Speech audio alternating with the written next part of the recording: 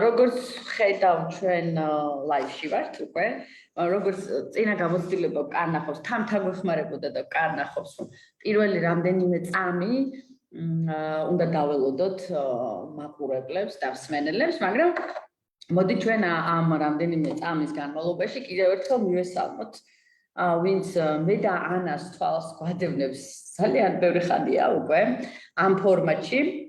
ჩვენი მთავარი მიზანი რა არის?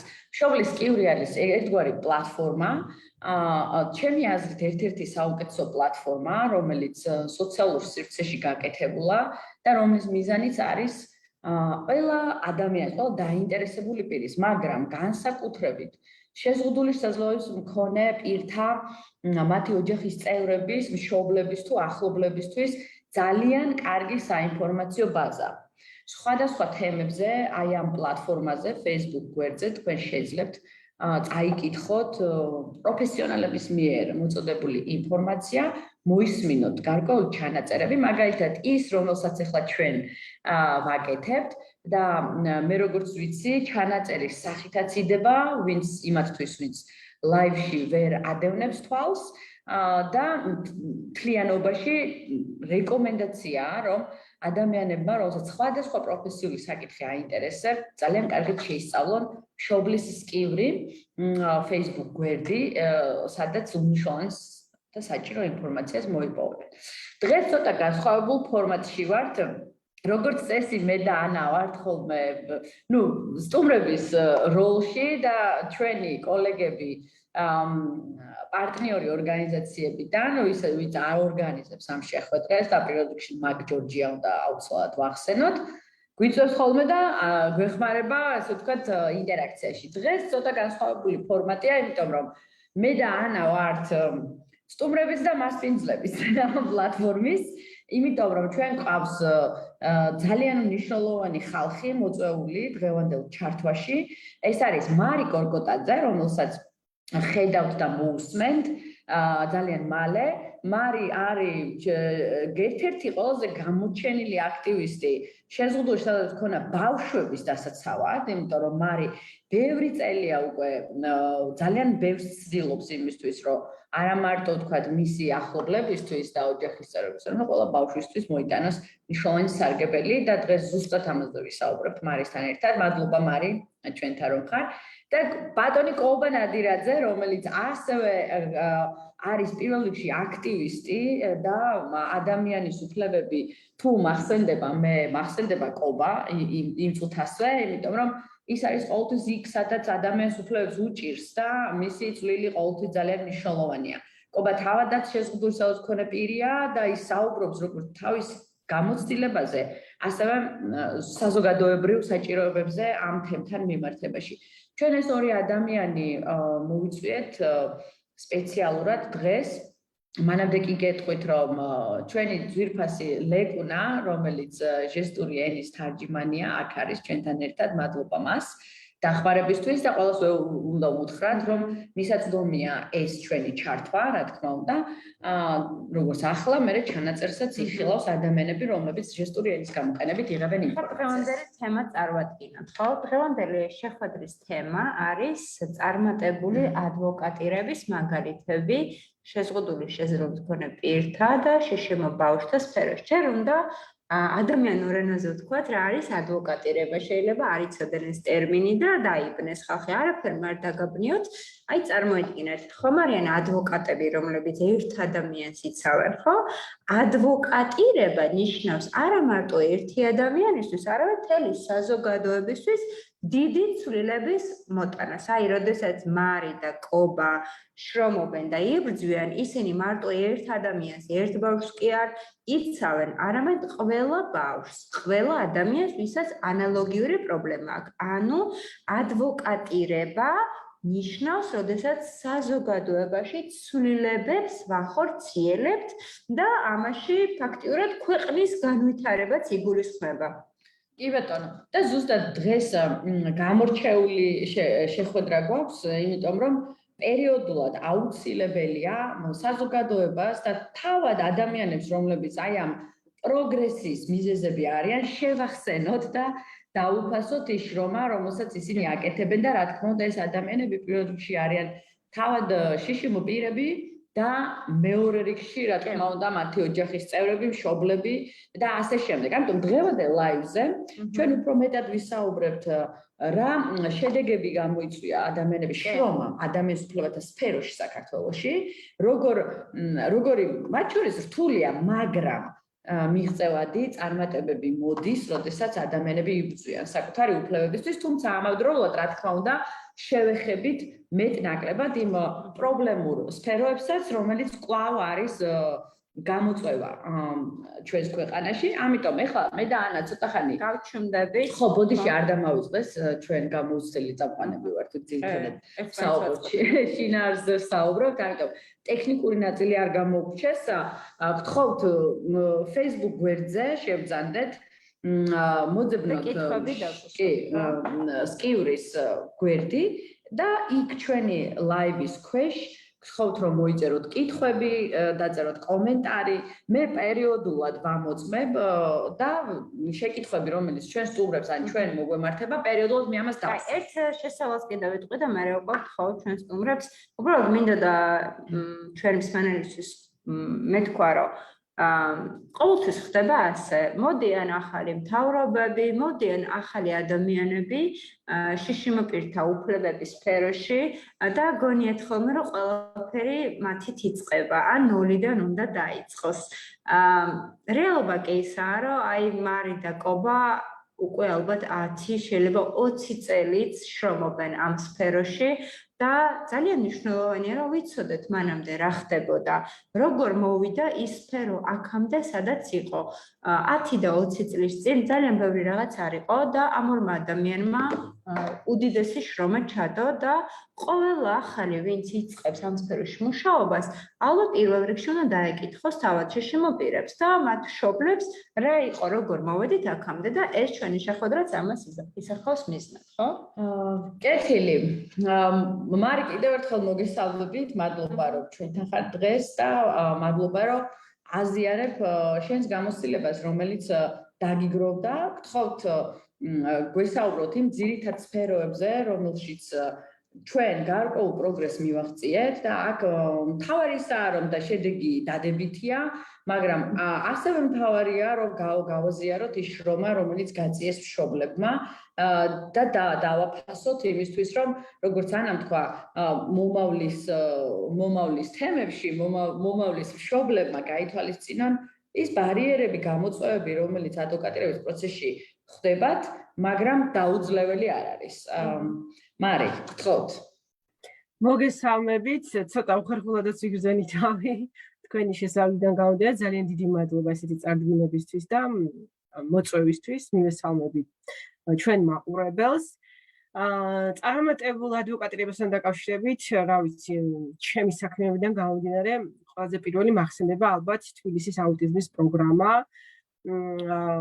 რომლისთვისაც ძალიან ბევრი ვიბრძოლეთ მშობლებმა. ალბათ ჩვენმა მაყურებლებმა იციან ამ პროგრამის შესახებ და შეიძლება გამეორებამაც მომიწიოს, მაგრამ შეიძლება არიან ადამიანები, ვისაც არ სმენია და მათთვის კიდევ ერთხელ გავახმოვანებ, ესე რომ ვთქვათ. ანუ აუტიზმის პროგრამა, თბილისის აუტიზმის პროგრამა, პირველი პროგრამა იყო მუნიციპალური, რომელიც თბილისის მერიამ დაიწყო, დაფინანსებას გულისხმობ, რა თქმა უნდა, სერვისი მანამდე არსებობდა, მაგრამ იმდენად ძვირადღირებული იყო, რომ ძალიან ბევრი ბავშვი სახსრების უქონობის გამო ვერ იღებდა ამ მომსახურებას.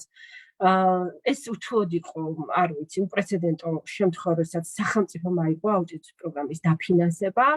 თავიდან 250 ბავშვი იყო დაფინანსებული და ჩართული პროგრამაში.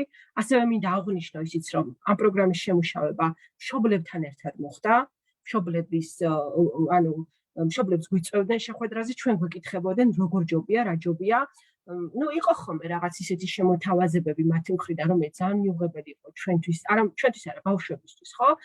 და როდესაც ჩვენ ვაპროტესტებდით, ან ვუხსნიდით, რომ ეს არ არის სწორი, რა თქმა უნდა, ხდებოდა ამ ყველაფრის გათვალისწინება. და შესაბამისად ეს პროგრამა შეიქმნა, ასე რომ ვთქვათ, იმ მომენტისთვის კარგად, ანუ კარგი იყო, მაგრამ გამოხდა ხანი და აღმოჩნდა, რომ თქვათ ისეთი კარგიც არ ყოფილა ეს პროგრამა, იმიტომ რომ შეიცავდა ძალიან დისკრიმინაციულ ჩანაწერს, რომლის საფუძველზეც 2015 წლის შემდეგ თბილისში ჩაწერილი ბავშვები ვერასდროს ვერ ჩაერთვებოდნენ ამ პროგრამაში და სწორედ ამის შეცვლა გვინდოდა მაშინ მშობლებს, იმიტომ რომ ბევრი მშობელი მომმართავდა, სხვათა შორის მაშინ თქვენთან მუშაობდი, PHR-ში მუშაობდი, ბოლო წლები იყო ჩემი თქვენთან მუშაობის და იმდენად უკვე ის იყო ბევრი რაოდენობა დაგროვდა ამ ბავშვების, რომ რეალურად დავინახე, რომ ეს მართლა პრობლემა იყო. მქონდა მცდელობა, რომ თქვათ მერიის წარმომადგენელთან მისულიყავი, ამეხსნა, რომ აი არიან ბავშვებისაც ჩართვა უნდა, მაგრამ ჩვენ ვიცით, რომ ესე საქართველოში არ ხდება ხოლმე საქმის მოგვარება და შემდეგ იძულებული გავხდი, რომ შიდა ადვოკატირების მხრივ დამეწყო ამ პრობლემების მოგვარება და რას გულისხმობ ამაში, რაღაც მოლაპარაკებებით, განცხადებების მიწერით, თუმცა ამან შედეგი არ გამოიღო და შემდეგ მოგვიწია მშობლებს ცოტა რადიკალური გზებისთვის მიგვემართა, რაც გულისხმობდა, თქვათ, აქციების დაგეგმას, განხორციელებას და ასევე შიმშილობის აქციის გამოცხადებას. ნუ საბოლოო ჯამში ახლა დეტალებში არ შევალ, ეს ამდენად მძიმე იყო თითოეული მშობლისთვის, თუნდაც დაორგანიზება, მშობლების მობილიზება, ასევე არ შემიძლია არ აღვნიშნო ის ფაქტი, რომ ძალიან ბევრ მშობლებს, ანუ იმ მშობლებს, ვისი შვილებისთვისაც თქვათ მაშინ ვიბრძოლით, არ ქონდათ რწმენა, რომ ეს ამბავი გამოვიდოდა, რომ თბილისის მერია შეცვლიდა, ანუ მათ არ ეჯერათ, რომ მშობელმა შეიძლება რამე შეცვალოს. და ამის დასტური იყო ის, როდესაც ჩვენ ყველაფერი გამოგვივიდა ბოლოს თვითონ ამ მშობლებმა, როგორ დაწერეს კომენტარების სახით, რომ ჩვენ არ გვეჯერა თუ ამას თქვენ მიაღწევდით. იმდენად უპრეცედენტო იყო, ესე ვფიქრობ, ეს ფაქტი. და გავაკეთეთ ის, რომ ეს ბავშვები დაფინანსდნენ და ფაქტიურად ეს პროგრამა გაიღო იმ ჩანაწერის ამოღების შემდეგ ყველა ბავშვისთვის, ხო? ის აღარ იბლოკებოდა იმ კონკრეტული თარიღის იქეთ ჩაწერილი ბავშვებისთვის ეს პროგრამა. ამას მოყვა შემდეგ ის, რომ მე რაღაც მაინც დაადეს ამ პროგრამას ჭერი, ესე ვთქვათ, ფინანსური და 700 ბავშვის ზემოთ არ აფინანსებდნენ ისევ ბავშვებს. მერე მოხდა ისე, რომ კახაკალაძე მოდიოდა ახალი მერის თანამდებობაზე და რაღაც ძალიან, ასე ვთქვათ, ჭყალებში ჩასაფრებული ვიყავ მის წინა საარჩევნო, ასე ვთქვათ, აგიტაციას და პროგრამას. სულ ვუსმენდი რამეს თუ იტყოდა აუტიზმის პროგრამის განვითარებასთან დაკავშირებით და ერთ-ერთი გამოსვლის დროს მართლაც აღნიშნა, რომ მისი მერად არჩევის შემთხვევაში ის აუცილებლად განავითარებდა აუტიზმის მუნიციპალურ პროგრამას და ეს ჩემთვის იყო, ესე რომ ვთქვათ, საფუძველი იმისა, რომ მისი მერად არჩევის შემდეგ მე მისთვის შემეხსენებინა, რომ წინა საარჩევნო დაპირება უნდა შეესრულებინა. ნუ აირჩიეს ის მერად, ეს შევახსენეთ მშობლებმა, მაგრამ მოგვივიდა ორჯერ უარი.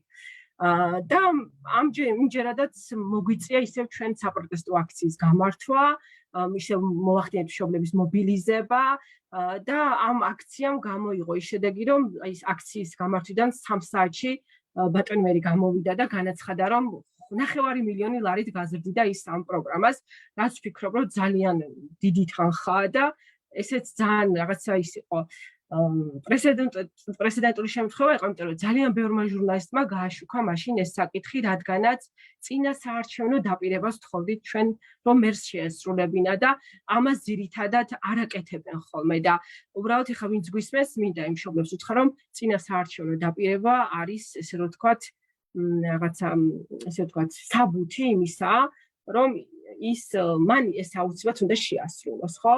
და რაღაც ამის პრეცედენტით შევქმნით.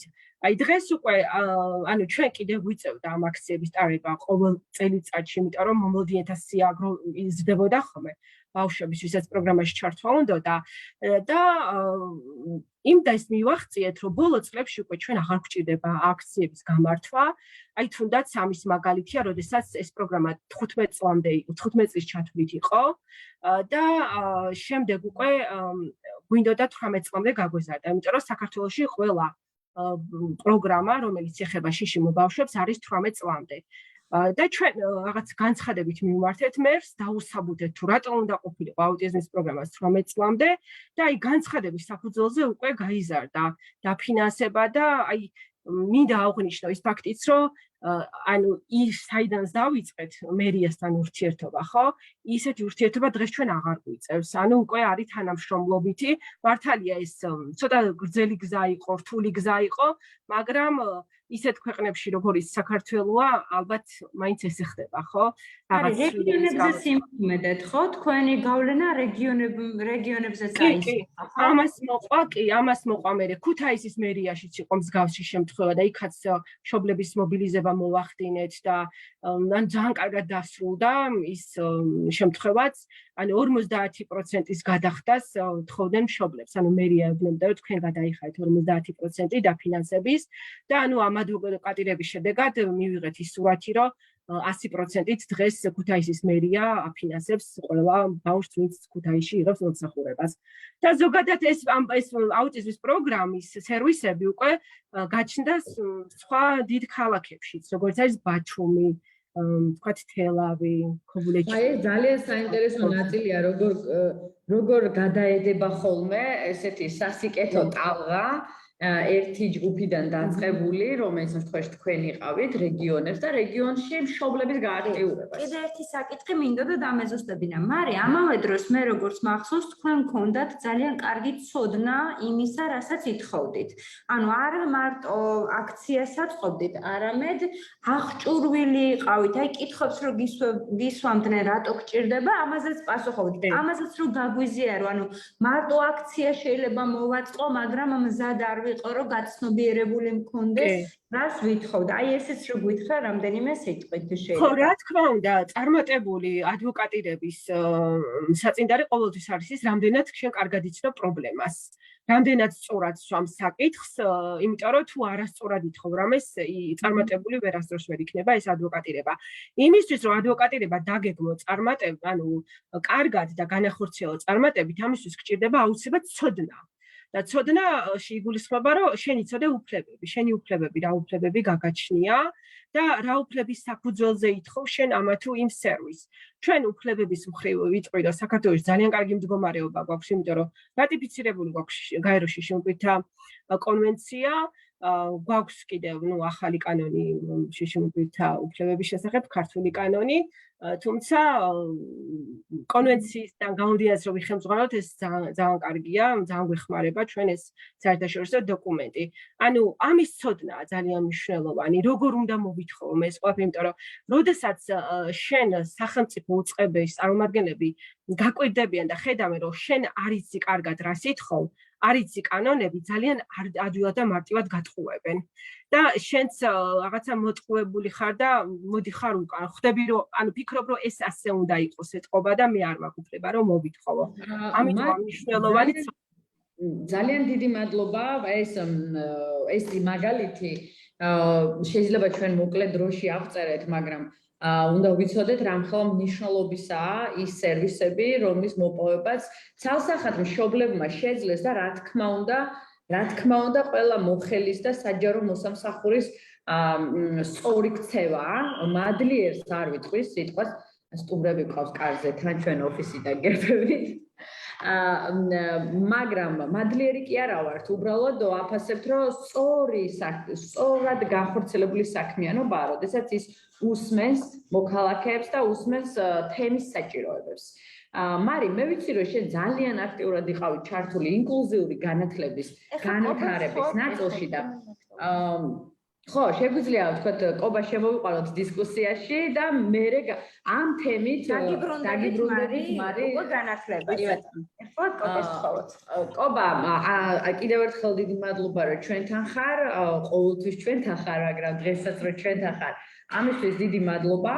და თავში ანამ ახსენა, რომ როდესაც სფეროში იწყებ მუშაობას, ხო, ამ შემთხვევაში სფეროს გულისხმობ აქტივიზმი დავარქვათ, როცა იწყებ უფლებებისთვის ბრძოლას, რა თქმა უნდა, ძალიან მნიშვნელოვანია შენ იცნობდე აქტივიზმის ისტორიას შენს ქვეყანაში და შენ პატივს სცემდე იმ ადამიანების მონაპოვარს, რომლებმაც დროის სხვადასხვა ეტაპზე ადამიანის უფლებების განვითარებაში დიდი წვლილი შეიტანეს. ამ შემთხვევაში ჩვენ შიშიმო პირთა უფლებებზე ვსაუბრობ და კობა ერთ-ერთია იმათ დაგანი, რომელიც რამდენიმე ათეული წლის წინ საუბრობდა ჯერ კიდევ კონვენცია არა თუ რატიფიცირებული, საერთოდ არ არსებობდა, ანუ არც კი არსებობდა ბუნებაში, როდესაც კობა და მისი თანამებრძოლები საუბრობდნენ და ადვოკატირებდნენ მნიშვნელოვან უფლებრივ საკითხებს შიშიმო პირებისთვის. მე მინდა კობას ვთხოვო, კობა გავიხსენოთ ის ძველი პერიოდი და აი მარიმ შიმშილობა ახსენა და ესეთი რადიკალური სამოქალაქო გზებიც კი, როცა სწორი მოთხოვნა. სამოქალაქო დაუმორჩილებლობაც კი და კობა ერთ-ერთი მონაწილეა ასეთი პროცესების და გვინდა რომ საზოგადოებას ეს გავაცნოთ. კობა, გისმენთ. მადლობა დიდი დღევანდელი ეს წარდგენისთვისაც და იმ საკითხზე საუბრისთვის, ინიციატივისთვის, თუმცა ეხლა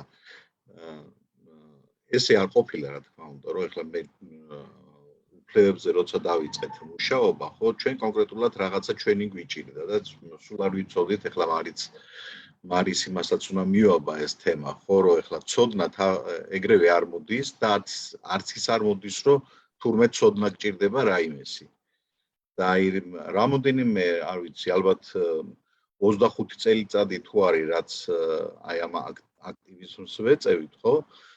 იქიდან შეიძლება ერთი 10 წელი თუ მეტი არა, უბრალოდ არც ვიცოდით, რომ რა უნდა გვცოდნოდა, ესე ვთქვათ, რა.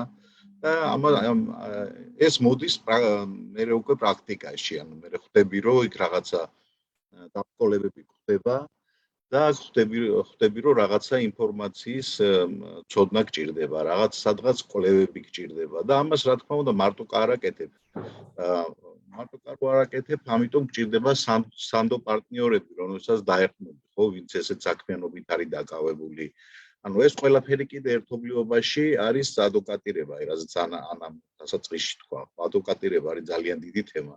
ერთ ადამიანს როცა ადვოკატად ადგები ერთი თემაა და ჯერ ეს ამხელა უშველებელი რამე არის და როცა დიდ ჯგუფს, სოციალური ჯგუფის უფლებების ადვოკატირებას შეუდგები, აქ ძალიან ბევრი სიფრთხილეც საჭიროა, ცოდნაც საჭიროა, კვლევაც საჭიროა, საზოგადოებასთან ურთიერთობაც საჭირო არის და ამ შემთხვევაში აგერ პარტნიორები გჭირდება მედია ჯგუფებში და ეს ყველაფერი როგორც გითხარით ეს ერთბაშად არ მოსულა რა თქმა უნდა და ეს როგორც აქტივისტი რომ გაახდე და რაღაცა ამას დამგზას დაადგე ეს გზა ალბათ უნდა გამოიაროს ყველამ რა ალბათ რთულად წარმომიდგენია რომ ადამიანი უცბად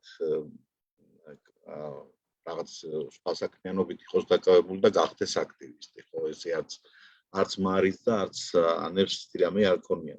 ეხლა ჩემ პირად მაგალითზე თუ ვიმსჯელებთ, ხო, აქ ერთი რამე არის კიდევ, რომ შეიძლება ესეც მოხდეს, რომ აი ადვოკატირების პროცესში კონკრეტული რო კითხოს ვინმე, რომ აი რა მე შენი აქტივიზმით კონკრეტულად რა ცვლილება მოიტანე, ხო, შეიძლება რო დაფიქრდე, ძნელადაც გაიხსენო, რომ კონკრეტულად რა ცვლილება მოვიტანე. მაგრამ იმ პროცესში რო ხარ ჩართული, ჩვენ გვახსოვს რა ცვლილებაც მოიტანე. ხო. ეს ცვლილებები შეიძლება პროცესს ადგებოდე, სხვადასხვა მიმართულებით ადგებოდე პროცესს და ძალიან დიდი წვლილი შექონდეს ამ პროცესში. მე აქ ჩემ თავზე არ ვსაუბრობ, ჩემ მეგობრებზე და კოლეგებზე და პარტნიორებზე ვსაუბრობ, რა თქმა უნდა, ამ შემთხვევაში, ხო?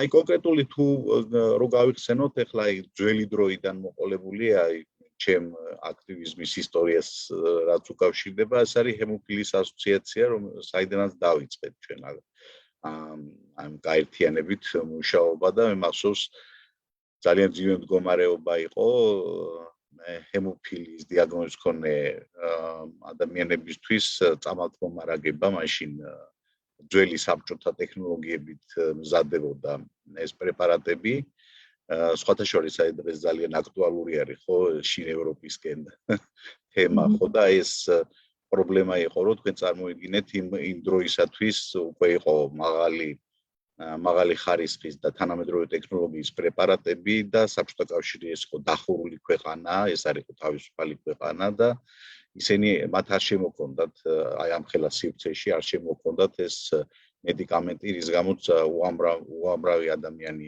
იტანჯებოდა ტკივილებისაგან და ეს აისახებოდა რა თქმა უნდა მათ ცხოვრებაზე, მათ ჯანმრთელობაზე და ჩვენ ქონდა ამის შესახებ ინფორმაცია, რომ ეს მედიკამენტები არსებობდა და კოლეგებთან ერთად მოხდა ეს აქცია მოეწყო შიმშილობის აქაც რა თქმა უნდა ჩვენ დავერხმეთ იმას რომ ჩვენ ყავდნენ პარტნიორები მაშინ ჰემოფილიის სოფლიო ფედერაციის და მისი ახლად არჩეული პრეზიდენტი იყო მაშინ ირლანდიელი ბრაიან ომაჰონი რომელსაც წელით მივმართეთ და ის ჩამოვიდა ძალიან ეს ფაქტი იყო ხო საქართველოს რომელი წლები იყო რომ დაგვიზუსტო თუ ეს არის 2000-2001 წელი ხო ეს თითქმის 20 წელი აი ანამ როგორც თქვა ხო ეს მაგ დროს უკავშირდება და ესეთი იმით მიმართა ფინანსთა მინისტრი იყო მაშინ ონოფრიშვილი თუ სწორედ მახსოვს და შეხვდა ფინანსთა მინისტრა უთხრა ასეთი რამ რომ თუ თქვენ ანუ რამდენ რა თანხის მედიკამენტსაც თქვენ შეიძენთ ამ თანამედროვე ტექნოლოგიით დამზადებულს ხო ერთი იმდენი ღირებულების მედიკამენტებით დონაციას მოახდენთო ჩვენო ხო და იმ წლიდან თან ის პერიოდი იყო ზუსტად ბიუჯეტი მტკიცდებოდა ამასაც მნიშვნელობა აქვს და 600,000 ლარი მახსოვს ბიუჯეტში პირველად მაშინ აისახა იმ პერიოდისთვის საკმაოდ დიდი თანხა იყო ხო დღეს ჩვენ 3 მილიონი გვაქვს ბიუჯეტში თუ ხო ესე უნდა იყოს და პრინციპში უფასოა ხო ეს ახალი და თანამედროვე მედიკამენტები ყველას ეს არის იშვიათი დაავადება დაახლოებით 350-მდე თუ სწორედ მახსოვს ციფრი არის ჰემოფილი დაავადების დიაგნოზის მქონე ადამიანი პაციენტი საქართველოში და მათ უფასოდ მიეწოდებათ დღემდე ეს მედიკამენტები ესაც არ არის საკმარისი საკმარისი რაოდენობის იმას მაინც არ არის მიღწეული და თანაც ახლა ეს ტექნოლოგიებიც განახდა და კიდევ უფრო ახალი თაობის მედიკამენტები არის იმედია რომ ამათი შეძენაც მოხდება უკვე ანუ ამას კიდე ჭირდება რომ ისევ ჩვენი ეკონომიკა განვითარდეს, ქვეყანა განვითარდეს და აი ეს ადვოკატირების პროცესი არის უწყვეტი პროცესი, ეს არ არის ერთ რაღაცაზე არ თავდება დინამიური პროცესია, ხო? შეიძლება დღეს რაღაცა ერთს მიაღწიო და დიდ ცვლილებად ითვლებოდეს, მაგრამ თუ ის არ ვითარდება და მუდმივად ცვლილებების გარმავება, მაშინ ის ჩამორჩება და აუცილებლად ისევ კობა ესეთი შეკითხვა მაქვს თუ შეიძლება 2000-იანი წლები რა თქმა უნდა შესაძლებლობაც არ გამოდგება ჩვენს დღევანდელ ყოფასთან საბედნიეროდ იმ თვალსაზრისით რომ უფლებების ცოდნა და მისი დაცვის სტანდარტები ბევრად გაზრდილია ამას ხელი შეუწყო ბევრმა საერთაშორისო ინსტრუმენტმა მათ შორის კონვენციამ ქვეყნის ხალხის შეხედულებებმა მთავრობების წარმოდგენებმა ადამიანის უფლებებზე მიუხედავად იმისა რომ დღეს სერიოზული გამოწვევები აქვს ადამიანის უფლებებს ჩემი შეკითხვა ასეთია იმ პერიოდში როდესაც ადამიანის უფლებები კანტიკულტად თუ გაისმებოდა ქვეყანაში და არ იყო ქვეყნის მართვის ერთ-ერთი მთავარი პრინციპი ეს როგორ შეძელით ანუ ის პერიოდი ცოტა უფრო ახლოს რომ დაგვანახო როგორ შეძელით და სხვა მშობლები სხვა ადამიანები ვისაც ეს პრობლემა ჰქონდათ აი როგორც მარიმ თქვა როგორ უყურებდნენ ამ პროცესს იყვნენ იმედიანად არ იყვნენ და რა გავლენა მოახდინა ამ წარმატებამ თქვენ შეძელით პრაქტიკულად არარსებული პროგრამის შექმნა 600,000 ლარი ეს სერიოზული ფულია 2000 წელს ეს თქვენ შეძელით და აი ეს პერიოდი ამ ნაწილში კიდევ უფრო რო გაგვაცნო. ხო, ეს ის პერიოდი არის, სხვათა შორის, როცა იყო ზოგადად ახლა ეს ისტორიას რომ მიუბრუნდეთ, ცოტა დიდ დროს წაიღებს, იმიტომ რომ სხვა ქვეყნებშიც, ისევე როგორც ჩვენთან, სხვა ქვეყნებშიც ესეთი ორგანიზაციები, გაერთიანებები იქმნებოდა თავდაპირველად დიაგნოზის მიხედვით, ხო?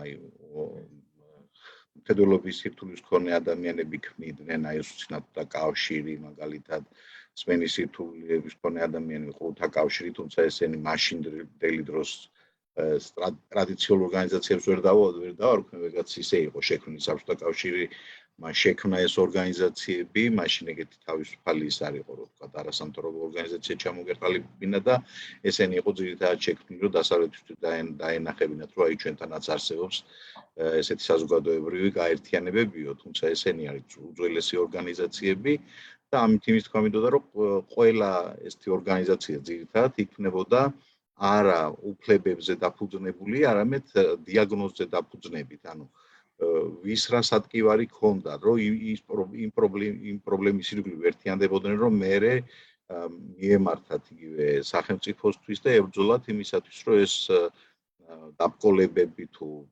ეს პრობლემები მოეგვარებინათ და სახელმწიფო ძალიან ეშმაკურად მანიპულირებდა ამ ჯგუფებით და ეუბნებოდა მაგალითად, რომ აი მათ უფრო უჭირდა ეს პრობლემები მაქვს და მამაც ესე მერე ვითარდებოდა ისე, რომ ვთქვათ, მოხდა უკვე კოალიციური გაერთიანებების წარმოქმნა, სადაც და ისეთი ორგანიზაციები შეიქმნა კიდევ, სადაც არა დიაგნოზის მიხედვით ერთიანდებოდნენ ადამიანები, არამედ ზუსტად უფლებების დაცვის მიმართულებით და იქ მხოლოდ ერთი დიაგნოზის მქონე ადამიანი კი არ იყო, იყო რაღაც შიშომ პირთა რაღაცა ჯგუფი, რომ ზოგს შეიძლება უსინათლო ყრუა მოსარგებლე ერთად დამჯდარი იყო და ერთად გაეწიათ ეს ადვოკატირების კამპანიები და ამან მოიტანა სწორედაც ეს კონვენცია, ხო? თემის ხმა იყო, მიუხედავად იმისა, რომ შეიძლება უფლებები არ იყო წინა პლანზე წამოწეული, მაგრამ საჭიროებებზე დაფუძნებული. აი ეს კონვენცია, რომელიც ახსენეთ, ეს კონვენციაც მაგის შედეგი არის და ის რომ მე ამ კონვენციამ შეიცვალა ეს პარადიგმა, ხო, სამედიცინო მიდგომა, აი სოციალური მიდგომამ ჩაანაცვლა, ეგ მაგის შედეგი არის ალბათ. დიდი მადლობა კობა, შენ ისევ დაგიბრუნდებით უკვე უახლესი ისტორიით, ცოტა უფრო ახლო ისტორიით, იმიტომ რომ კობა არ გაჩერებულა, უბრალოდ ამ მაგალითით ჩვენ გიჩვენეთ, რომ ადვოკატირება არ არის გუშინ დაწყებული საკითხი, ადამიანის უფლებები არ არის გუშინ წინ შექმნილი, არამედ ადამიანები ამ ქვეყანაში და ჩვენი გლობალურად, ჩვენ ქვეყნის გარეთ კასობრიობის ისტორიაში იბრძვიან უკეთესი ცხოვრებას. და გადავდივართ ისევ მარისთან. გვინდა ახლა კითხოთ ინკლუზიურ განათლებაში შენი ბრძოლის შედეგებზე და აი მან როგორ მოახერხე რაც კობამ აღვიწერა, როგორ გაერთიანე მშობლები. ანუ ყველაზე ძნელი არის გაერთიანება, იმიტომ რომ ყველა დაკავებულია. მე მახსოვს სხვათა შორის, შენ თუ მეშლება და ჩემი დაკვირვება მხოლოდ შემისწორე მარი, მაგრამ მე მახსოვს, ანუ დღეები მახსოვს, კონკრეტული ეპიზოდები მახსოვს, როდესაც მარი იყო ამა თუ იმ სკოლაში და ჩხუბობდა, იბრძოდა, ხსნიდა, მარი ჩანდა მარტო. კი და აი როგორ მოხვედი, რომ დღეს ახლა აღარც მარტო ხარ და იმდენი ფოლოვერი ყავს, რომ რა ვიცი. მანამ მარი პასუხს გაგცემდა, ანა შეიძლება მე ვერ გავიგე უბრალოდ დასმული კითხვა. აი ჩვენ შემთხვევაში მაგალითად მთელ საქართველოში იყო ერთი კლინიკა ესეთი, ჰემატოლოგიის კვლევითი ინსტიტუტი, სადაც აღირიცხებოდნენ ეს ჰემოფილიის დიაგნოზის მქონე ადამიანები, აი როგორ შეიქმნაო ხო ეს ორგანიზაციაო და ეს ყველანი იქ ვიკრიბებოდით ერთმანეთს ოჯახებით ვიცნობდით და ამიტომაც იქ მოხდა აი ამ იდეის დაბადება. თემური პოლიჯაშვილი იყო, რომელიც ინიციატორი ამ ორგანიზაციის შექმნის და მე უკვე აი ამ თემების ამოცების და ამ შემარის მოყვება თავის იმას დავაკაც. მარისაც მოусმინოთ, მარიმ უკვე მე მგონი სოციალური ქსელებიც ძალიან კარგად გამოიყენა და გისმენთ. ო, მაშინ ინტერნეტი არისო. არისო. და გასხვავებით მე კარგ მდგომარეობაში ვარ, იმიტომ რომ მე ინტერნეტი და სოციალური ქსელები. და თოჯინა გქონდა. როგორ? და თოჯინა. ეს ძველი ქართული ფილმი და რომელზეც მარტო მე რევოლუციამდელი ბავშვის არ კონდეთ. გისმენთ.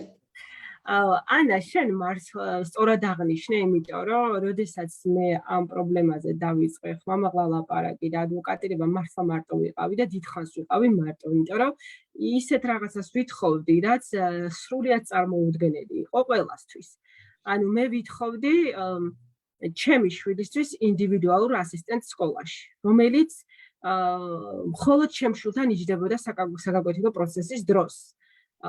და არა ისე ვთქვათ, როგორც მაშინ იყო მიჩნეული, რომ 6 სპეციალური საგანმანათლებლო საჭიროების მქონე მოსწავლესთან ერთი სპეცმასწავლებელი რომ იყო გამოყოფილი. ანუ მე მაქვს საუბარი ქცევის სირთულეების მქონე ბავშვის შემთხვევაში, ხო? ანუ იქ ორ ბავშვთანაც კი ვერ იქნება ერთი წესმასწავლებელი, ანუ უნდა იყოს ერთი ერთზე. მე მახსოვს, როდესაც ამის მოთხოვნა დავიწყე, ჩემი შვილის სკოლის დირექტორმა როგორ მითხრა, რომ შენო ისეთ რაღაცას ითხოვო, უკაცრავად და თავიო შენ ხარ გონიაო შვედეთში ხარო ან ფინეთშიო და მე მაშინ ვუთხარი, რომ ჩვენი ქვეყანა ვერასდროს ვერ გახდება ვერც შვედეთი და ვერც ფინეთი, თუ ვიღაცამ არ დაიწყო. და რაღაც არ იბრძოლა და არ მიაღწია შედეგს. ანუ ძალიან აი რომ ვიხსენებ იმ პერიოდს, ჩემთვის ყველაზე მძიმე, ჩემ ცხოვრებაში ალბათ ყველაზე მძიმე პერიოდი იყო ეგ მომენტები, როდესაც მე ამ ასისტენტისთვის ვიბრძოდი, იმიტომ რომ უამრავი შეურაცხყოფა მივიღე საზოგადოებისგანაც, სკოლისგანაც, სხვა მშობლებისგანაც, ანუ გულისხმობ არაშიშიმ ბავშვების მშობლებისგანაც. ანუ ძალიან სტრესული იყო ჩემთვის და გახსენებდი. რა გაძლიერებდა ამ დროს? ეხლა სხვა არიან ადამიანები, რომელსაც შეიძლება სხვადასხვა თემებზე ასე პასუხობენ. და მოდი მათ უთხრა. დამაძლიერებდა და უსამართლობა მაძლიერებდა და ის მაძლიერებდა, რომ მე მართალი ვიყავი. და რადგანაც მართალი ვიყავი, მე აუცილებლად გამომივიდო და ეს ყველაფერი ამაში ვიყავი დარწმუნებული. აი, როდესაც ვახსენე წინა ჩართვისას, რომ უნდა იცოდეს სწორად რა სითხოვ, აი, ზუსტად ეს ვიცოდი, რომ მე რასაც ვითხოვდი სწორად. და ხელმძღვანელობდი შიშიმ პირთა კონვენციიდან გამომდინარე, სადაც 24 მუხლში წერია, რომ სახელმწიფო ვალდებულია განათლების კუთხით ყველა ბავშვის ინდივიდუალური საჭიროება უზრუნველყოს და ჩემი შვილის ინდივიდუალური საჭიროება იმ დროს იყო ზუსტად აი ეს ინდივიდუალური ასისტენტი.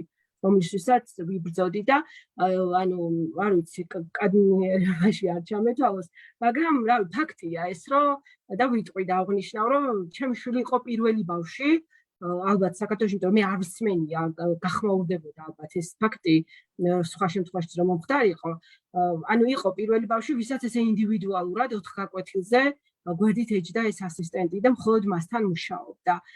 და ვფიქრობ, რომ ძალიან დიდი წვლილი შევიტანე მე იმაში, რომ დღეს ჩვენ უკვე გვაქვს მინისტრის ბრძანება, N16 ბრძანება, სადაც უკვე წერია 2018 წელს მიიღეს ეს კანონი, სადაც უკვე წერია, რომ ბრძანება, სადაც წერია, რომ ყველა ბავშვს, ვისაც აქვს ქცევითი სირთულე და ვისაც მულტიდისციპლინური გუნდი შეფასებისას დაუწერს, რომ ესაჭიროება ინდივიდუალური ასისტენტი, ყველა ბავშვს უკლებლივ ენიშნება ეს ასისტენტი სკოლის მიერ და სკოლას აღარ აკეთება.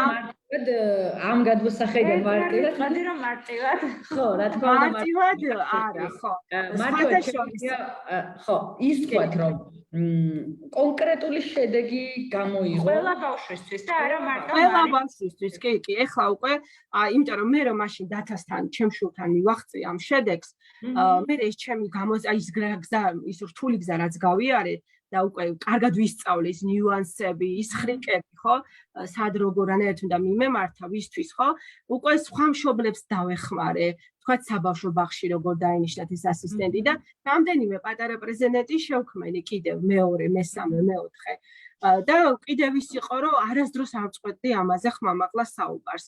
ყველა ეთერი იყო, თუ თქვათ კონფერენცია, საერთაშორისო კონფერენცია, ყოველთვის სიტყვით გამოვდიოდი, რომ ის როგორც გვაქვს დღეს ინკლუზიური განათლება არასწორია და სწორია ეს ინდივიდუალური ასისტირება და ვფიქრობ, რომ მოსვენება არ მივეცი არანაირი კუთხიდან განათლების სისტემას და ხო. რამდენი მოკავშირე როგორ შეიძინე, მარი, ანუ მარტო ყოფნიდან როგორ მოხვედი დღეს რამდენიმე 1000 მოკავშირე ყავს შენ რასაც ჩვენ ხედავთ.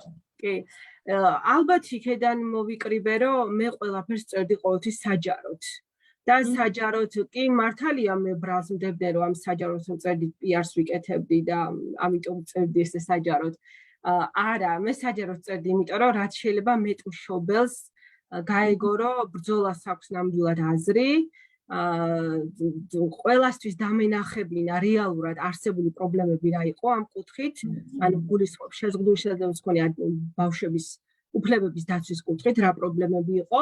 ვფიქრობ, რომ არა მხოლოდ მშობლები, არამედ საზოგადოების სხვა წევრებიც გახდნენ ჩემი მოკავშირეები და ძალიან მნიშვნელოვანი ადვოკატირების დროს, როდესაც საზოგადოება ზოგადად გიჭერს მხარს და ზოგადად აჩვენებ მათ, რომ რეალურად პრობლემა დგას ქვეყანაში და პრობლემის მოგვარების გზა ასე ხდება და ალბათ რაღაცა მაგალითს აძლევს სხვა ადამიანს, რომ არა მხოლოდ შშმ საკითხებში შეიძლება ვიღაცას რაღაც პრობლემა ჰქონდეს სახელმწიფო უწყებებთან და მასაც გაუჩნდეს რაღაც ნაპერწკალი, რომლითაც შემდეგ შეძლებს ამ ბრძოლის დაწყებას. იმიტომ ხშირად როდესაც ტრენინგს ვუტარებ ხოლმე მშობლებს, აი ცნობიერების ამაღლების კუთხით ან ადვოკატირების კუთხით, ტრენინგის დასასრულის დროს ხოლმე ძალიან ხშირად მეუბნებიან, რომ აი ხა ისე ვარ, რომ შეიძლება გავიქცე უკვე, მივიდე მერიაში და რაღაც მოვითხოვა, ხო? აი ეს გაზიარება ამ შენი რაღაც ინდივიდუალური გამოცდილების არის ძალიან მნიშვნელოვანი. სხვანაირად ვერავინ ვერ გაიგებს შენ რაზე იბრძოლე, რა პრობლემა ჰქონდა და ზოგადად პრობლემა თუ არსებობდა, ამას ვერ გაიგებს ურასდროს ვერავინ. ამიტომ მნიშვნელოვანია საჯაროდ წერა და ერთსაც აღნიშნავ, მე მახსოვს ერთმა მშობელმა ესეთი რაღაც თქვა, რომ მარიმო ჩვენო გვასწავლაო, საჯაროდ წერის კულტურაო. ანუ აი ეს ჩვენი პრობლემა, როგორ გამოვიტანოთ და საჯაროდ როგორ დავწეროთ ყველაფერი კარგად, სწორად და შეიძლება ლამაზადაც კი. მაგრამ მიუხედავად მაგისა, მესენჯერში უფრო მეტი ტექსტები გაქვს, ვიდრე საჯაროდ. შევაჯამოთ, აი მარის ბრძოლის შედეგად მე ვიტყოდი, რომ დღეს უკვე რამდენიმე 10,000 ბავშვი სარგებლობს, რომ დავაჯამოთ ერთად, თქვათ, აუტიზმის პროგრამით, თქვათ, ინდივიდუალური ასისტენტით ამ სერვისით, სერვისით, რომელზეც ეფექტი იქონია და ჩვენ შეიძლება და რამდენიმე აი ესეთი იყო ბოდიშანა გაწყვეტილება საკურორტო ვაუჩერები, რომლებიც დღეს გვაქვს თავის დროზე ეს იყო ვაუჩერები არ არსებობდა, იყო საგზურები და ანუ მერია თვითონ გიწყვეტდა, როდის უნდა წასულიყავი, თბილისის მერიას გულისხმობ, როდის უნდა წასულიყავი, ვისთან ერთად წასულიყავი და რომელ სასტუმროში წასულიყავი და იყო ხშირი შემთხვევები, როდესაც 3 დღით ადრე გირეკავდი და გეუბნებიან, რომ აი 3 დღეში უნდა წახვიდე შენ. რაც იყო სრულიად მიუღებელი და უფლებების დარღვევა ბავშვების, ხო? ანუ აი მას არ მოყვები ხა ამისთვის როგორ ვიბრძოლე და რამდენი ბრძოლა. როგორ არის მაინც გითხარი. ხო, ეხლა არის ისე რომ ვაუჩერი გეძლება 800 ლარიანი და შენ თვითონ წყვეთ, ვისთან ერთად წახვალ, რომელ სასტუმროში წახვალ და როდის წახვალ. რაც არის ანუ პირველი ფაზე ორიენტირება. რამდენიმე 10,000 ბავშვის დახმარება შეძელია ამ კუთხით. და ალბათ ეკონომიკურად რო გადავიყვანოთ, ალბათ რა ვიცი, რამდენიმე 100,000 ლარია, ხო? ანუ მშობლებმა გვინდა დაინახონ, რომ ერთი ადამიანი 3 მილიონიანი ბიუჯეტი არის ცენტრალურ ბიუჯეტში, კიდე რეგიონებში ესა თვალყელობებს იწვევს. ერთი ადამიანი წარმოიდგინეთ, მშობელმა რომ დაახლოებით იგივე გააკეთოს, ხო? და ეხლა ის ღოდიში, აი ეს ნათქვამი, რომ ერთი მერცხალი გაზაფხულში მოიყვანსო, თვლია. შეუძლია მოჩვენოთ რაღაც ანდაზები, სტერეოტიპული ანდაზები, რომელიც ზრუნავს ადამიანის უფლებებს. აი მარი და აი მალალასთანაც ხო გვაქვს, ხო? ერთი საწერ-კალამი, ერთი ბავშვი, ერთი მასწავლებელი ქმნის ამ ცვლილებას და ჩვენც ახლა ადგილობრივი მაგალითი გვაქვს. კობა, შენც მოგვიყავით ცოტა დრო დავუჩვენოთ. ჩემ შემთხვევაში ახლა ეს ერთი მერცხალი არ ყოფილა, ბევრი მერცხლები შემომიერდნენ. მარტო ვერ მოვერეოდი. ხო, პარკირების ამბავი ალბათ. პარკირების ამბავი. ხო, ეს პატარა ისტორიას ვიტყვით, ეს პრობლემა ძალიან დიდი ხანია დანახული ქონდა, ძალიან ბევრი შეძლებული პირს, რომელიც ან საკუთარი ავტომანქანით, ან შეიძლება მეგობრის ავტომანქანით გადაადგილდებოდა. ხო, და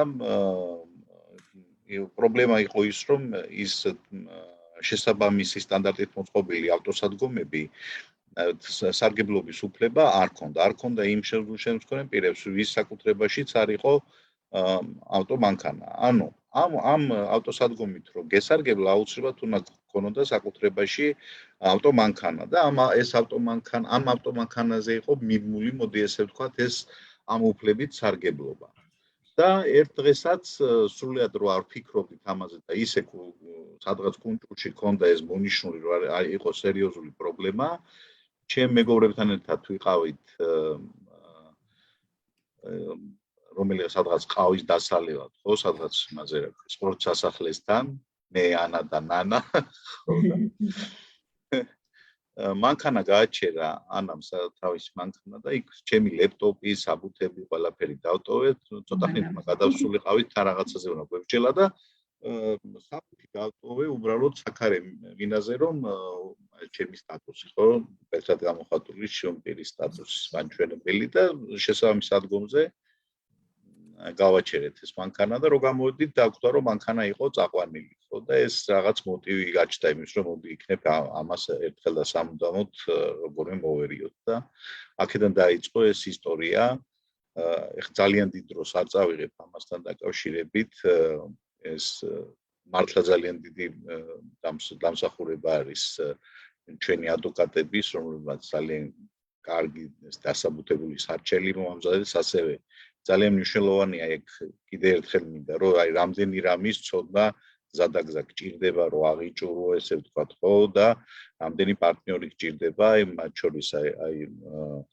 ადამიანის უფლებებზე როცა ვლაპარაკობთ არ შეიძლება რომ აი ეს ინსტიტუტი არ იცოდე რასაც ქვია სახელმწიფოს ინსტიტუტი რომელმაც აი ამ სასამართლოსთვის მომიმზადა არაჩვეულებრივი ამიკუსი და ამ სარჩელი და ამიკუსი ჩვენ შევძელით ის რომ შევცვალეთ ეს კანონმდებლობა ანუ ეს რეგულაცია რომელიც არეგულირებს მოძრაობის წესებს და თბილისში სამწუხაროდ მხოლოდ თბილისში არის ეს ცვლილება განხორციელებული აი პარკირების წესი შეიცვალა იმგვარად რომ ჩვენ გვაქვს შეზღუდული შემდგომი პირებს და მათ მშობლებს ხო ეს ძალიან დიდი მნიშვნელოვანი სიახლე მშობლებს დიახ აქვთ უფლება რომ მიიღონ ეს ტიკეტი და ისრაგებლონ აი ამ ავტოსადგომით და მე ჩვენ კიდევ აკვირდებით ხოლმე თუ რა ეფექტი იქონდა ამ ცვლილებას განხორციელებულს მე მახსოვს რომ ხობა დაკვირვებული ხარ წინა პერიოდში ყველა წუწუნებდა ხოლმე რომ ეს საპარკინგი ადგილები სპეციალური მონიშნის ადგილები ყოველთვის იყო ცარიელი და აი სხვა ადამიანების ესე ვთქვათ ვისაც შესაძლებლობა არ აქვს იყო რაღაცა მრისხანების საგანი რომ აი პარკირების ადგილები ესეთი ლიმიტირებულია და აქ არასდროს არავინ არ აყენებს და არჩვენ არ გვაყენებინებდნენ თურმე ან დღეს თქვენ ასეთ თავისუფალ ადგილს პრაქტიკულად ვერ ნახავთ. ო არა არ არის მიუხედავად იმისა რომ ჯარიმები გაიზარდა ადრე იყო 10 ლარი ისა რომ უსამართლო წესმა აი უფლებით სარგებლობის უსამართლო დისკრიმინაციულმა წესმა პრაქტიკულად გარიყა ადამიანის საჯარო სიკეთეებისგან და ამ შემთხვევაში გადაადგილებასთან პირდაპირ კავშირშია ხო პარკირების ადგილი და სპეციალურად უნდა ხაზი გაუსვათ შიშიმ ბავშვების მშობლებს. აქ იყო უდიდესი პრობლემა, როდესაც თქვათ ბავშვებისთვის აუცილებელი იყო სკოლაში, ბაღში, აბილიტაცია, რეაბილიტაციის ადგილებში დროული მიყვანა და იქვე ახლო-მახლოს არ იყო გასაჩერებელი ადგილი. ამ ცვლილების მერე საჯარო ინფორმაცია ჰქონდა ჩვენ გამოთხოვილი აი ანა რაზეც ახლა საუბრობს ხო და ერთ თვეში აი მცვლილებიდან ერთ თვის ინფორმაცია გამოვითხოვეთ და 450 ესეთი საცნობი ნიშანი გაიცა მერიის მიერ და მათ შორის თუ სწორედ მახსოვს 180 თუ 250 იყო მშობელი ასე რომ აი ესეთი მოთხოვნა იყო ამაზე და ამ ცვლილებამ აი ერთი თვის მონაცემი გითხარით ახლა მე მხოლოდ ახლა ამის მერე მე აღარ გამომითხოვია და საინტერესოა სხვათა შორის რომ სულ რამდენი სარგებლობს ეს აი ამ რამდენიმე 10,000 ალბათ აქვე შეკითხვებს უნდა ვუპასუხოთ ჩვენი მსმენელი გვეკითხება ორი ეს შეკითხვა შემოვიდა პირველი შეკითხვა იყო შინმოულის პროგრამა როდის იქნებაო და როდის გვექნება საშუალებაო რომ პერსონალური ასისტენტიო დავახმაროთ ჩვენ შვილებსო ჩვენ უკვე მოგებულია ეს საქმე იმ შემთხვევაში თუ თქვენ შვილს აქვს ინტელექტუალური შეზღუდვა ან ისეთი მდგომარეობა რომ ვთქვათ გამომწვევი ქცევა აქვს ქცევითი პრობლემა და აი ამის გამო პრობლემები ექნება უკვე ეკუთვნის თქვენ შვილს პერსონალური ასისტენტი 18 საათამდე დღეში აუცილებლად უნდა მიმართოთ სახელმწიფო ზრუნვის სააგენტოს მაგრამ ამ წუთებში ბოდიში ამ თემაზე მშობლის სკიურს აქვს სპეციალური გადაცემა მიზნილი და გირჩევთ რომ უფრო დეტალურად ანუ რა საბუთები უნდა მიიღოთ ვისთან უნდა მიიღოთ იქ წერია მოიპოვეთ ეს ნაწილი მაგრამ აი ხა ამ წუთებში მიმდინარეობს ახალი სასამართლოს საქმე ამ წუთებში მოსამართლე განიხილავს ახალ მოთხოვნას რომ არა მარტო ინტელექტუალური შეზღუდვის მქონე ბავშვებს და დიდებს არამედ ფიზიკური შეზღუდვის მქონე ადამიანებს, ვინც თქვათ ეტლს იყენებს ან აქვს გადაადგილების შეზღუდვა, მათაც რო ქონდათ პერსონალური ასისტენტის სერვისი მისაწვდომი და აი ამ წამებში და ამ წუთებში შეიძლება გადაწყვიტოს ეს საქმე მოსამართლემ და რამდენ ადამიანს დაეხმარება, წარმოიდგინეთ, ვინც არის სახში ჩაკეტილი და ვერავინ ვერ ეხმარება, იმიტომ რომ არ ყავს პერსონალური ასისტენტი. აქედან გავამხნევოთ მოსამართლე და ყველა საჯარო. არა, ჩვენ არ ვისწრებთ ვინ არის მოსამართლე, ფედერალობის სიკვდილის მქონე ადამიანებსაც შეეხებათ, ხო? პოზიტიური ემოციები გავაგზავნოთ, რომ ეს ნამდვილად ის დროა, როდესაც სწორი გადაწყვეტილება უნდა მიიღონ, რომელთაც ათასობით და 10,000-ობით ადამიანი ცხოვრება გაუმჯობესდება საქართველოში და ამის იმედს ვიტოვებთ. ძალიან მალე გვეცოდინება. მეორე კითხვა ეხებოდა სტომატოლოგიას. ასევე მოგებული გვაქვს ჩვენ სასამართლო საქმე, საბედნიეროდ, რა დროსაც სასამართლომ თქვა, რომ ყველა ბავშვს ვისაც აქვს ქცევის პრობლემა და ესაჭიროება ზოგადი ანესთეზია, ეგრეთ წოდებული ნარკოზი, კბილის, ასე ვთქვათ, სამკურნალოდ, მასაც სრულად უფინანსებს სახელმწიფო, მაგრამ მას შემდეგ რაც მოვიგეთ ეს საქმე, სახელმწიფომ ვერადავერ გაწერა პროგრამა. აი თითქოს დაუჯერებელია, მაგრამ 1 წელია წერენ პროგრამას. ოღონდ აი ამ პერიოდში, როდესაც სასამართლომ თქვა, რომ მათ აუცილებლად ეკუთვნის და პროგრამა დაწერილი არ არის, რეფერალური პროგრამით უნდა სრულად დააფინანსონ და თუ მაინც რეფერალური პროგრამასაც მაინც უარსებობენ მშობელს, მაშინ მოგმართონ ისევ ჩვენ, იმიტომ რომ სასამართლომ დაადგინა, რომ ეკუთვნის ამ ბავშვებს უფასო სტომატოლოგიური მომსახურება, უბრალოდ ვერ გაწერა ჯანდაცვის სამინისტრომ ერთი პროგრამა. მარტივად რო ვთქვათ, მოგიწოდებთ, რომ ყველა მიმართოთ ამ დაფინანსების მოპოვებაზე, ვისაც ამის საჭიროება აქვს და არცერთ შემთხვევაში არ დაველოდოთ იმას, რომ ბავშვს რამდენი ბავშვს ან კბილებით ყიოდეს და მე ვიცი, რომ ესეთი პრაქტიკა იყო სამწუხაროდ, იმიტომ რომ ადამიანებს ფული არ ჰქონდათ მომსახურების მისაღებად ყველა თითოეულ კბილზე და უწევდათ ლოდინი, რომ რაღაც რამდენიმე კბილი დაზიანებული იყო და მე ერთბაშად გადაეხადათ, ერთხელ გადაეხადათ ანესთეზიის ფული და ერთბაშად ემკურნალათ რამდენიმე კბილზე, რაც რა თქმა უნდა, არაჰუმანურია სახელმწიფოს მხრიდან ამგვარი ქცევის იზოლება მშობლისთვის თუ თვითონ ადამიანისთვის.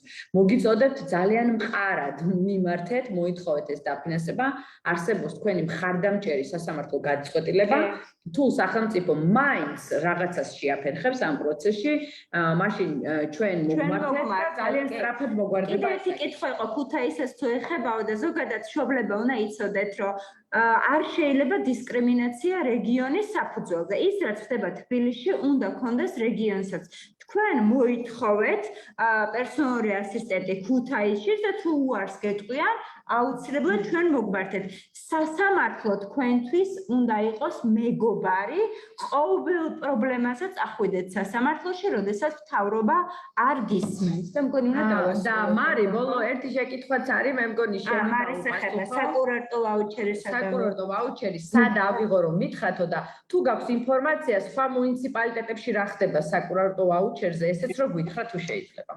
საკურორტო ვაუჩერი არსებობს თბილისში, არსებობს ბათუმში, სხვადასხვა ბათუმში ბევრად მაღალია ვაუჩერის ფასი, თბილისში თუ 800 ლარია, ბათუმში 1200 ლარი გახდა წელს. კიდევ არის აი ქუთაისში მუშაობენ მშობლები, ეხლა არ არის ჯერ შექმნილი და ასევე რუსთავში. ეს ინფორმაცია, რასაც მე ამ ეტაპზე ვფლობ.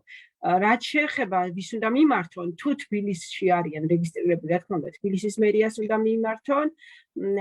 ძალიან მარტივად რომ დარეკონ ცხელხაზე 72-22, იქ ეტყვიან რა საბუთებია საჭირო, უბრალოდ ახლა რომ მოითხოვონ ვაუჩერს ვერ მიიღებენ, რადგანაც უკვე აი იმ საბუთების მიღების ესე ვთქვათ ბადები უკვე ამოწურულია, გასულია, უკვე ანუ ხდება ესე რომ ვთქვათ ვაუჩერების გაცემა, უკვე შეუძლიათ თქვათ ბავშვებს რომ დაისვენან, ამიტომ ძირითადად უნდა მიმართონ ხოლმე სადღაც თებერვლის ბოლოდან, მაშინ ცხადდება ხოლმე საბუთების მიღება თბილისის მერიაში და სადღაც მაისის შუა რიცხვებამდე, უბრალოდ აპრილის შუა რიცხვებამდე არის ხოლმე ეს საბუთების მიღების ვადა. ანუ თუ არის რეგიონში, თქვა ბათუმში თუ არეგისტრირება, რა თქმა უნდა, ბათუმის მერიას უნდა მიმართოს და თუ კი მსგავსი პროგრამა არსებობს რომელიმე მუნიციპალიტეტში, ეს პროგრამა ყველა არის მუნიციპალური და ყველა ვარიანტში უნდა მიმართონ ადგილობრივ თვითმმართველობას, ანუ მერიას.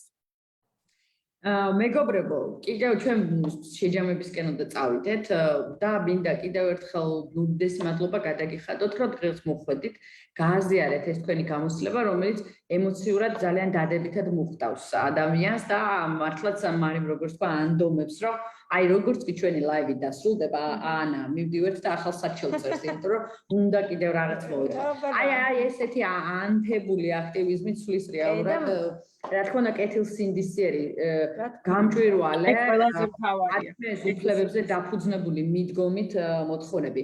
მე მინდა ბოლო კომენტარი გთხოვოთ ორივეს, რომ მიმართოთ, არ ვიცი, ადამიანებს, რომლებსაც აქვთ ეხლა საჭიროებები და შეუძლიათ იმოქმედონ, რას ეტყოდით, გაუზიარეთ თქვენი სათქმელი ბოლო მიმართვის სახით და მე დაგემშვიდობებით მომავალ შეხვედრამდე. მარი რა ვიცი, მშობლებს მიმართავდი პირველ რიგში, არასდროს შეწყვეტა ბრძოლა, აი მარტინ ლუთერ კინგს აქვს ძალიან კარგი გამონათქვამი, ანუ თუ სიარული არ შეგიძლია, ანუ სირბილე არ შეგიძლია იარე, თუ სიარული არ შეგიძლია იხოხე და ასე შემდეგ. ანუ ყოველთვის წინ უნდა იაროთ და თუნდაც ერთი თუ იქნებით, ვინც რაღაც კონკრეტულს ითხოვს, არ შეგეშინდეთ. თუ სწორად ითხოვს, კეთილსინდისიერი ხართ და იცით, რასაც ითხოვთ, ყოველთვის მოყვება იმ ბრძოლას შედეგი, ამიტომ არ გაჩერდეთ არასდროს და დახმარება თუ დაგჭირდებათ და რჩევის მიღება, აგერ ანები არიან, აგერ მეც ვარ, აგერ კობა ვეტერანი ამ საქმეში. შეგიძლიათ მოგმართოთ, რასაც ყოველდღიურად ვაკეთებთ ისედაც ჩვენ კონსულტაციებს გავსებთ ხოლმე და ჩვენ მხრიდან გექნებათ მხარდაჭერა, რომ ვთქვათ ის გზა არ გაიაროთ ისეთ რთულად, როგორც ჩვენ გავიარეთ თავის დროზე, იმიტომ რომ რაღაცა ხრიკებს გასწავლით და რაღაც უფრო ინფორმაციას მოგაწვით, რომ მარტივად გაიაროთ ეს ყველაფერი. მადლობა. მეც მე მინდა მადლობა გითხრათ ყველას მონაწილეებსაც, ორგანიზატორებსაც, ანებს მინდა მადლობა უთხრათ და თარჯიმას რა თქმა უნდა. დღევანდელი სამუშაოსთვის შეეხება მართვას, არ ვიცი. აი როცა საკუთარ უფლებას და სხვების უფლებებზე მუშაობ, იმავდროულად შეიძლება ისე ხდება ეს ბუნებრივად ესე ხდება, რომ ისეთი ადამიანის უფლებებსაც იცევ, რომლებსაც არ უყურებ, ხო? ანუ ნებისმიერი ადამიანის დაცული უფლება ნიშნავს ქვეყნის განვითარებას და ნიშნავს, რომ სხვა ადამიანის, სხვა მიმართულებით უფლება არის დაცული.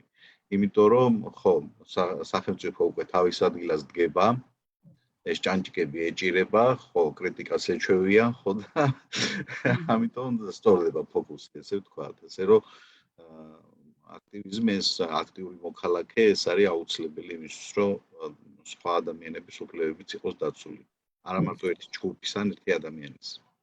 თუმცა ერთს დავამატებ, ანა, ბოდიში, ანუ არ ჩათვალოთ, რომ ეხლა ჩვენ ცოტა შელამაზებულად მოვყევით ეს ყველაფერი და ანუ არ გქონდეთ განცდა, რომ ძალიან მარტივი იქნება ეს გზა. თავიდანვე მოემზადეთ, რომ რთულ გზას გაივლით და ამისთვის იყავით აუცილებლად მზად.